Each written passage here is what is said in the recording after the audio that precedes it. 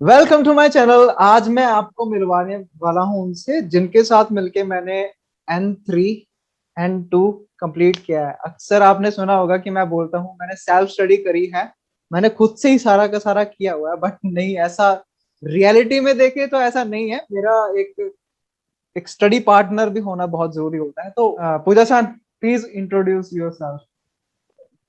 Hello everyone, मेरा नाम पूजा है एंड मैं N2 क्वालिफाइड हूँ। इसी जनवरी में ही मैंने N2 क्वालिफाई किया है एंड अभी मैं बेंगलोर में जॉब कर रही हूँ। ये जॉब मेरा N3 बेसिस पर है।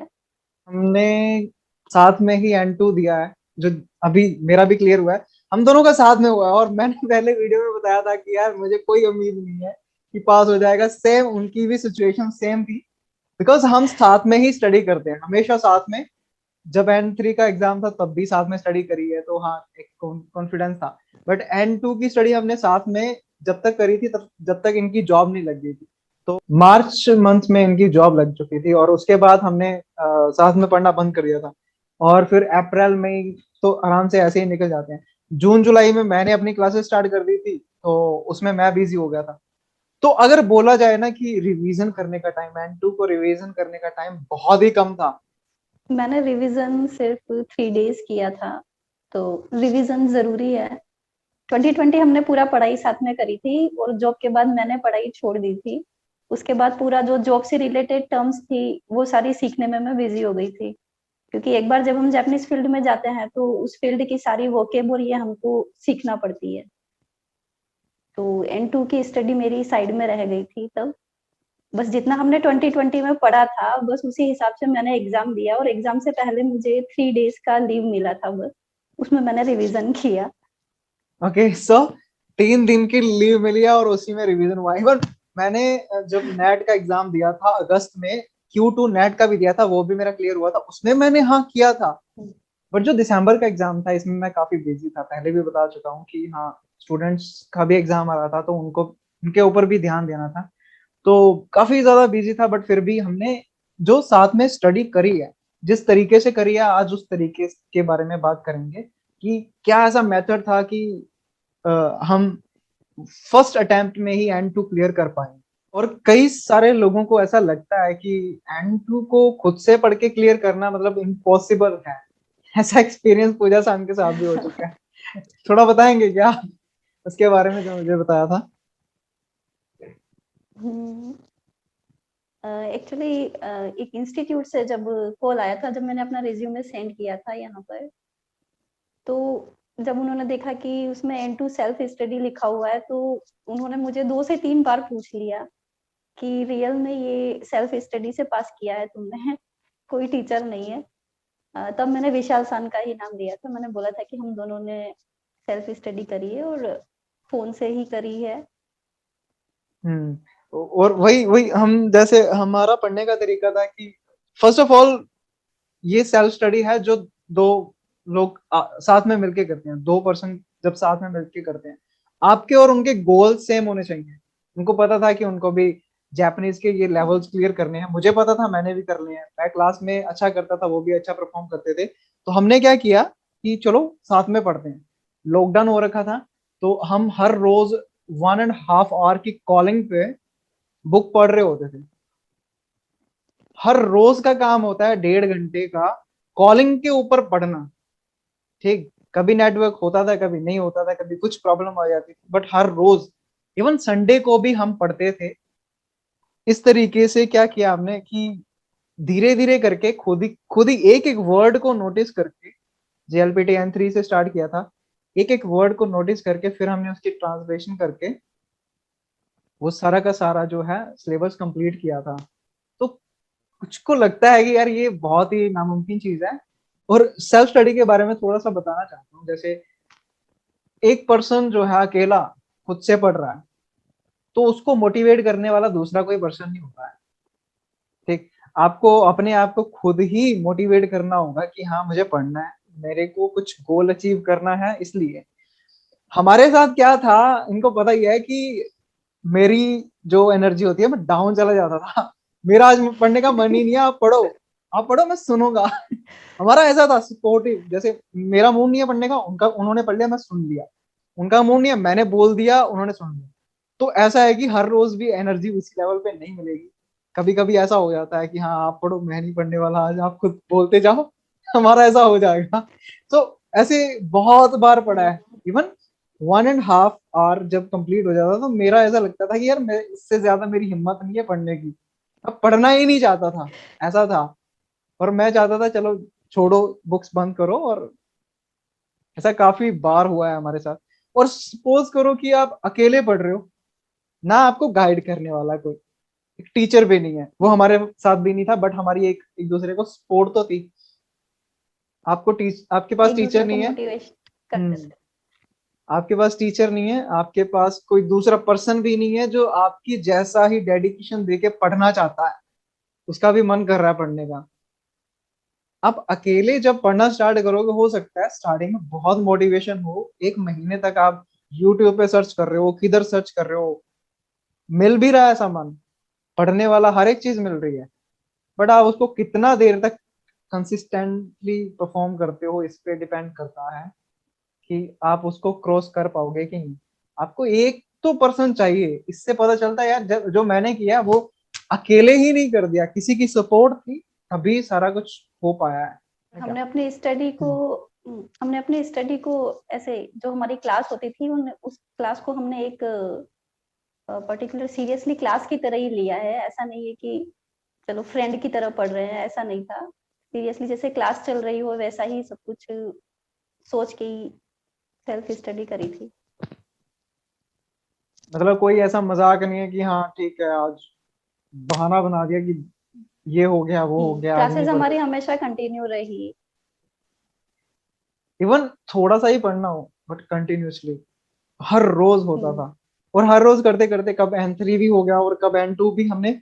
इवन आपको एक सीरीज बताते हैं चलो स्टार्टिंग से, कि हमने स्टार्ट किया था पढ़ना N5 और N4 हमने एक ही जगह से पढ़ा है।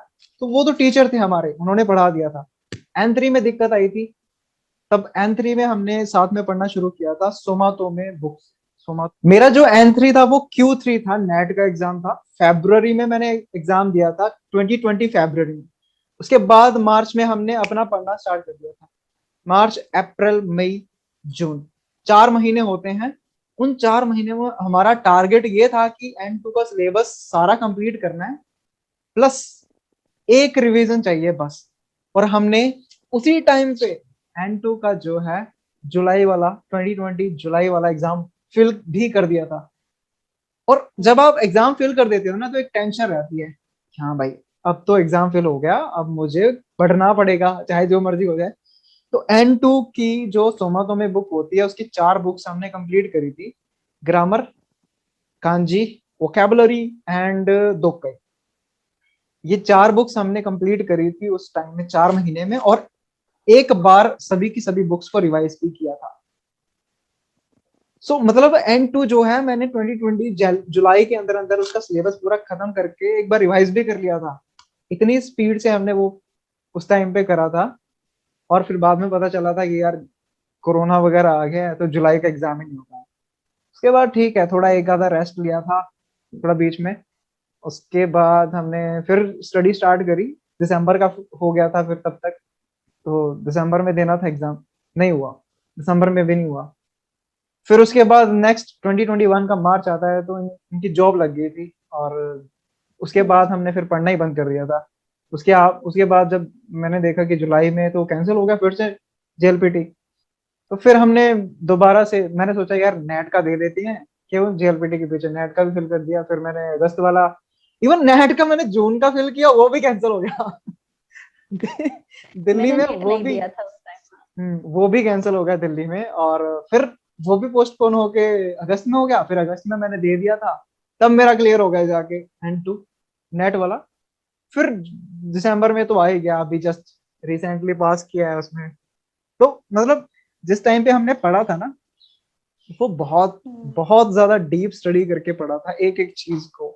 मतलब हमने दोक्काई पढ़ते पढ़ते, जो दोक्काई में कांजी यूज आ रही है उसको भी हमने एंटू की कांजी की तरह ही उसको अलग से लिख के और स्टडी करी थी। और वोकेब की स्टडी भी हमने अलग से, जो दोक्काई में नई वोकेब यूज हो रही है तो हमने वोकेब की भी वहीं से करी थी। बाकी जो वोकेब और कांजी की बुक हम अलग से सोमाटो में और ये प्रीफर कर ही रहे थे। जो मेन चीज है ना, जैसे ये सोमातोमे की वोकेबलरी कांजी हमने करी तो है, वो इसलिए करी है कि अगर कोई अजीब सा वर्ड जो हमने नहीं पढ़ा है वो आ जाए, तो उस वोकेबलरी में कम से कम हमने पढ़ के रखे हुए वर्ड्स उनमें से कोई आइडिया मिल जाए। बट जो असली जो रियल लर्निंग हमारी थी ना, दोकाई की बुक पढ़ने में, जो जो नई कांजी वहां पे, जो जो नए वर्ड्स वोकेबलरी वहां पे आ रही थी, उनको जब हमने एक एक करके अपनी कॉपी पे अलग से लिखना शुरू किया ना, उन्होंने असली हेल्प की। उनसे पता चला है कि हम्म। यार वो वोकेबलरी को यूज करने का तरीका क्या है। एक्चुअल में जो बुक में वोकेबलरी थी वो हमें आती ही नहीं है यार, कितना भी रट्टा मार लो नहीं आएगी। तो ये जो तरीका मैं फॉलो करता हूँ ना, कि मैं और हम दोनों ने मिलके जो फॉलो किया है दोकाई पढ़ने का और उसी सारा सारा कुछ लर्न करने का, मैं यही सेम मेथड जब मैं N3 पढ़ा रहा हूँ उनको करवा रहा हूँ। हम दोनों ने मिलकर दोकाई को ही स्ट्रॉन्ग बनाया, और उस दोकाई से हमारा कांजी का भी रिवीजन हुआ, और जो वोकेब यूज होती थी वो भी हम दोकाई में से ही पढ़ते थे। एंड जो ग्रामर पैटर्न्स जो दोकाई में यूज हुए हैं, तो ग्रामर को पढ़ने में भी हेल्प मिली। तो एक दोकाई अगर स्ट्रॉन्ग है तो ये वोकेब और ग्रामर और कांजी, इन तीनों पे भी साथ साथ ये भी चलते हम्म। रहते हैं। ओके, एक बात बताना, हमने जो वोकेबलरी ग्रामर और कांजी को साथ में पढ़ा था क्या, इसके बारे में कुछ? नहीं, सिर्फ दोकाई हम दोनों ने साथ में पढ़ी है। उसके बाद वोकेबलरी एंड ग्रामर, वोकेब और ग्रामर हम दोनों ने सोमातो में बुक से अपने अपने हिसाब से ही पढ़ी है। और एक ड्रिल एंड ड्रिल बुक का हमने यूज किया, वो हम्म। हमने अपने अपने आप से अलग से किया है। उसमें सिर्फ मल्टीपल चॉइस के क्वेश्चंस होते थे, तो वो रिवीजन के लिए हमने यूज करी। वो दोनों हम अपने अपने हिसाब से ही पढ़ते थे। हम्म। हमारा जो टेक्निक थी ना, हमारी बेसिक टेक्निक ये थी, ये एक बुक कर ली सोमातोमे की कंप्लीट, फिर शिनकान ज़ेन मास्टर भी हमने कंप्लीट कर दी साथ में। थर्ड बुक हमने रखी थी स्पीड मास्टर, जिसको हम करेंगे और उसको सोल्व करेंगे सीधा, कि हमने दो बुक्स पढ़ के जितना सीखा थर्ड बुक में हमारे पास आ रहा है कि नहीं। ऊपर से एक ड्रिल एंड ड्रिल बुक थी, बहुत ही अमेजिंग बुक है क्वेश्चन एंड आंसर प्रैक्टिस करने के लिए। एक हम्म। एक कांजी जो उसमें दे रखी है, जैसे एक आपका क्वेश्चन होता है, चार ऑप्शन के अंदर अलग अलग कांजी लिखी होती है, तो समझ लो कि फाइव कांजी, 4 to 5 कांजी हमें एक क्वेश्चन से मिलती थी। और वो कांजी हम दोबारा लर्न करते थे कि इसका मीनिंग है क्या, अगर ये कांजी आंसर में भी आ रही इसका मतलब ये N2 से रिलेटेड है। तो एक भी चीज हमने छोड़ी नहीं थी, एक एक चीज को अभी भी मतलब कॉपी पे पूरा डिटेल में बना के लिखा हुआ है। जब हमारा एग्जाम का डेट था, उसके 10 दिन के अंदर अंदर हमने मॉडल टेस्ट पेपर भी सॉल्व किए थे। आई थिंक 3 से 4 मॉडल टेस्ट पेपर हमने सॉल्व किए थे, और खुद को एग्जामाइन किया था कि कितना पानी में है हम। टाइम भी पूरा मेजर किया था कि हाँ ये इतने, एक एक मिनट का हिसाब, जैसे मैं बताता हूँ कि N5 की हम्म। वीडियो में बताया था एक एक मिनट का हिसाब। वेंटो में और भी ज्यादा स्ट्रिक्ट, एक एक मिनट किस क्वेश्चन को देना है, ये 10 सेकंड में करना है, ये 20 सेकंड में करना है, पूरा डिटेल में एक होता है। क्योंकि पहली बात, अगर आप पूरा पेपर ही अटेम्प्ट नहीं करके आओगे ना, तो इसका मतलब वैसे ही नंबर कट गए। जो आता होगा बाद में, अगर वो लिखा होगा उस पे आप पहुंचने से पहले ही पेपर खत्म कर दिया, तो कोई उसका फायदा ही नहीं होता है। सो लिसनिंग के बारे में बात करते हैं। मेरी लिसनिंग में मैंने तो बहुत एनिमे देखा, बहुत बहुत ज्यादा देखा है मैंने, एक एक दिन में बहुत ज्यादा। तो लिसनिंग में कोई कभी दिक्कत नहीं है। आप बताओ आपका कैसे किया था आपने लिसनिंग में? मेरा लिसनिंग पार्ट इतना स्ट्रॉन्ग नहीं रहा है। मैंने एनीमे में इतना इंटरेस्ट नहीं रखा। बट हाँ, एग्जाम से पहले जो यूट्यूब पर जो पेपर्स अवेलेबल हैं, मैंने उनको सारा सोल्व किया है, ऐसे एग्जाम की तरह ही सोल्व किया उनको। बट हाँ, लिसनिंग पार्ट उससे मेरा इतना स्ट्रॉन्ग नहीं हुआ। लिसनिंग पार्ट जो विशाल सान एनीमे देखकर करते हैं वो ही बेटर है, हम्म। क्योंकि लिसनिंग कभी कहाँ से आ जाती है ये हम पता नहीं लगा सकते।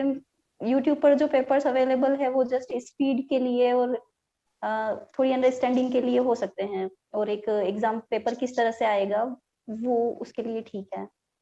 जैसे पूजा चांद है ना, जो ये एनिमे नहीं देखते ज्यादा, बट इनको मैंने एक एनिमे बताया था जो इनको पसंद आया था, वो कौन सा था? वो डॉक्टर स्टोन वाला एनीमे। हम्म। क्यों क्योंकि पसंद आया आपको? केमिस्ट्री रहा है मेरा। हाँ हाँ। केमिस्ट्री रहा है मेरा, तो सारा ही उसमें उसी से रिलेटेड सारे प्रैक्टिकल्स और वो थे, तो साइंस बैकग्राउंड से होने पे मुझे वो बहुत जल्दी समझ आया था। तो हम्म। डॉक्टर स्टोन के मैंने सारे ही एपिसोड देखे थे। और बाकी अगर एनीमे में मैं मॉन्स्टर वाले एनीमे ज्यादा देखती हूँ। सो देखो, अगर किसी को एनिमे नहीं पसंद है ना, तो अपनी कैटेगरी का देखो। मुझे एक केमिस्ट्री की कैटेगरी का मिला, मैंने उनको बता दिया, उनका फील्ड है केमिस्ट्री में, उन्होंने ग्रेजुएशन कर रखी है, तो उनको पसंद आना ही था। और वो बहुत ही अच्छा है, डॉक्टर स्टोन करके एक एनिमे, काफी अच्छा है, आप सभी देखना। इवन मैं चाहता हूँ कि हर बच्चा उस एनिमे को देखे, कुछ नया एक आइडियाज कैसे लाने हैं माइंड में, वो बहुत अच्छे तरीके से बताया उसमें। और हमारे कुछ प्लान्स भी हैं कि हम N1 भी करने वाले हैं। अभी मेरा कोर्स चल रहा है TTC वाला, उसको कवर करते ही हमने कंबाइन फिर से स्टडी शुरू करनी है N1 के लिए। और मुझे पता है यार, N1 कुछ बड़ी बात नहीं है, हमने N2 भी कर रखा है। वो जस्ट 1.5-2 महीने, 2.5 महीने का खेल है, हम सिलेबस कंप्लीट कर देंगे 2.5 महीने में। हमारा इतनी स्पीड होती है कि सिलेबस कंप्लीट हो जाएगा, अगले 1 महीने के अंदर अंदर हम रिवाइज भी कर देंगे उस सिलेबस को, और उसके अगले 15 दिन में हम फिर से रिवाइज कर देंगे। बस इतना बहुत होता है। बट डिपेंड करता है कि यार आपके अंदर कितनी इच्छा है, आपके अंदर कितनी मोटिवेशन है। मेरे अंदर बहुत ज्यादा है। हम्म, तो हम जब कंबाइन साथ में जब स्टडी करते हैं, तो बहुत जल्दी काम हो जाता है। इसीलिए मैं बोलता हूँ यार, एक पर्सन गाइड चाहिए होता है, एक गाइड चाहिए होता है, एक साथ देने वाला चाहिए होता है, हाँ तू कर ऐसा बोलने वाला पर्सन चाहिए होता है। अकेला आप जाओगे ना, पहले आपको रास्ता नहीं पता चलेगा कि जाना कहाँ से। अभी हमने N2 कर रखा है, हमें रास्ता पता है। N1 बस, N2 ये था, N1 थोड़ा सा बड़ा है वही रास्ता, वही है, जाना कैसे हमें पता है। पूजा सर, आप ये बताइए, आपका कैसा एक्सपीरियंस रहा? जैसे हमने साथ में स्टडी करी, तो कैसा एक्सपीरियंस रहा? कभी ऐसा लगा कि छोड़ना चाहिए, अभी मन नहीं कर रहा, अभी छोड़ देते हैं, नहीं ऐसा लगा नहीं, क्या? ऐसा मुझे कभी भी नहीं लगा, क्योंकि विशाल सान के साथ मेरा हमेशा एक हेल्दी कंपटीशन रहा है, कि हम दोनों का ही था कि हम दोनों साथ में पढ़ रहे हैं तो दोनों को पास होना ही है, कोई एक भी फेल नहीं होना चाहिए। तो एक हेल्दी कंपटीशन हम दोनों का रहा है, तो आगे भी हम N1 पढ़ेंगे। हमारी क्लास में लगभग N5 में 25 के अराउंड स्टूडेंट्स थे। जब N4 पे पहुंचे तो वो स्टूडेंट हो गए 15, 10 to 15। N3 में पहुंचने वाला स्टूडेंट सिर्फ हम ही थे, और ओनली हम दोनों ही हैं जिन्होंने N2 तक कर रखा है, बाकी किसी ने कुछ नहीं किया, छोड़ दिया। आई डोंट नो कि हाँ, थोड़ा मोटिवेशन का, थोड़ा घर का भी अपना प्रॉब्लम होता है, तो बहुत सारी प्रॉब्लम्स होती हैं। बट आप अगर यार करते रहोगे ना, तो कहीं लैंग्वेज ना कहीं में पहुंच ही जाओगे। लैंग्वेज में मोटिवेशन बहुत जरूरी है। और प्रैक्टिस और मोटिवेशन ये दोनों बने रहते हैं तो आगे से आगे बढ़ते रहता है। तो ऐसा नहीं है कि हम दोनों बहुत ही ब्रिलियंट थे, हमारे से अच्छे पढ़ने वाले भी थे, बहुत अच्छा माइंड रखने वाले। ऐसा होता है ना कि यार एक बार में ऐसा ग्रैब कर लेते हैं चीजें, वो भी थे, बहुत अच्छे स्टूडेंट थे। इवन मुझे पता है, मैंने मैंने जस्ट मेरी जस्ट ऐसे रही है कि मैं कुछ पढ़ता हूँ तो लिखता रहता हूँ, तो क्योंकि मुझे याद रहे। मैंने एक पर्सन ऐसे भी हैं जिनको मैंने जस्ट कुछ बताया लिख के, उनको पता भी चल गया, उन्होंने बोलना भी शुरू कर दिया। इवन मुझे ऐसा होता है कि पढ़ लेता हूँ, बट बोलने में बहुत दिक्कत आती है। ऐसे ऐसे स्टूडेंट भी थे। बट हाँ, बात वही है कि हाँ, आप कितना कंटिन्यू कर कर पाते हो, कितना आगे तक जा पाते हो। कि जो बिगिनर्स हैं, जो जैसे अभी किसी को कुछ पता नहीं है, एक स्टूडेंट है जिसको कुछ भी नहीं पता अभी जापानीज के बारे में, आप उसको क्या सजेस्ट करोगे कि वो सेल्फ स्टडी कैसे, किस तरीके से करे स्टार्टिंग में? स्टार्टिंग में सेल्फ स्टडी नहीं होना चाहिए, ऐसा मैं सोचती हूँ। क्योंकि स्टार्टिंग में हमारे लैंग्वेज को लेकर जब हमें कुछ भी नहीं पता है तो कोई टीचर होना ही चाहिए जो हमारे बेसिक को स्ट्रॉन्ग करे और हमारे डाउट्स भी सारे क्लियर करे, क्योंकि जो स्टार्टिंग में अगर जो चीज मिस हो गई और फिर हम सेल्फ स्टडी ही करते रहे तो वो डाउट्स हमेशा ही बने रहेंगे। तो right. Starting I think N5 and N4 एक टीचर के साथ ही होना चाहिए, और जब आपके बेसिक क्लियर हो जाए और आपको कॉन्फिडेंस हो कि हाँ हम कर सकते हैं, देन N3 N2 आप सेल्फ स्टडी के थ्रू भी जा सकते हैं।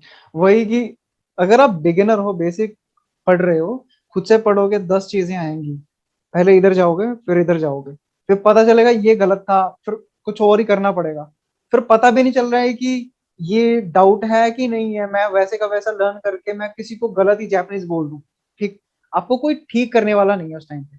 इवन हम दोनों ने भी N5 और N4 ये दोनों लेवल्स किसी टीचर से ही करे हैं, उन्होंने हमें गाइड किया, हमारा बेस स्ट्रॉन्ग था, तो हम हमारे पास इतना मोटिवेशन था कि हम एंट्री कर पाए।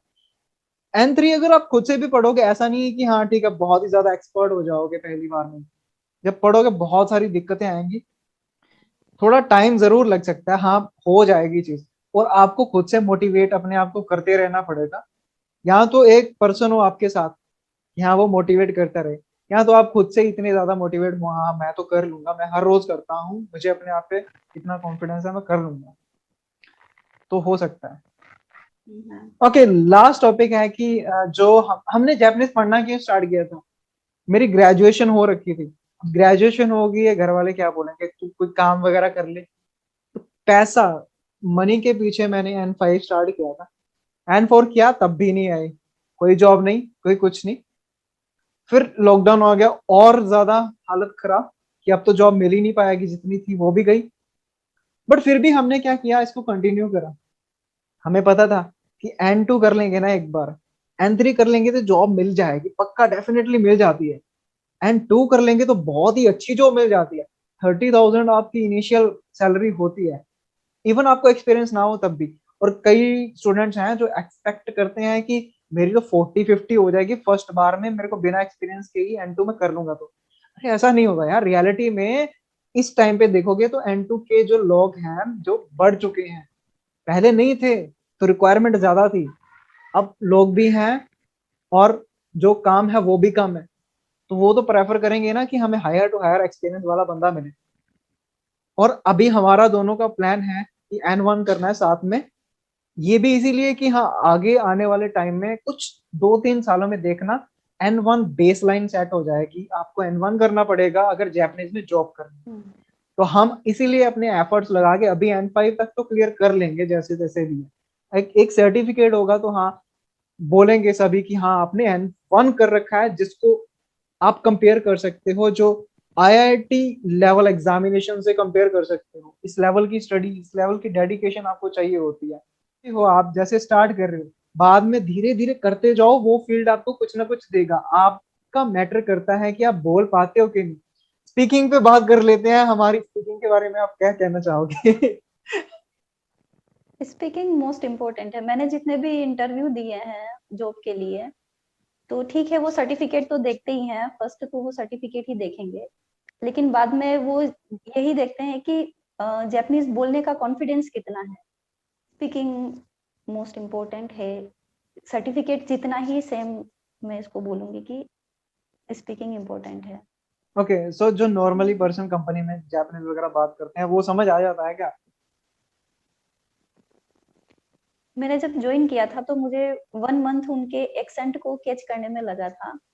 मुश्किल होता है उनके एक्सेंट को थोड़ा पकड़ पाना, बट आफ्टर 1 मंथ, जब क्योंकि एक वोकेब भी मैं उस टाइम लर्न कर रही थी उस फील्ड से रिलेटेड, बट आफ्टर 1 मंथ मैंने उनके ग्रैब एक्सेंट हो को भी जाता है पकड़ एक, लिया, हाँ। वो क्या बोल रहे हैं।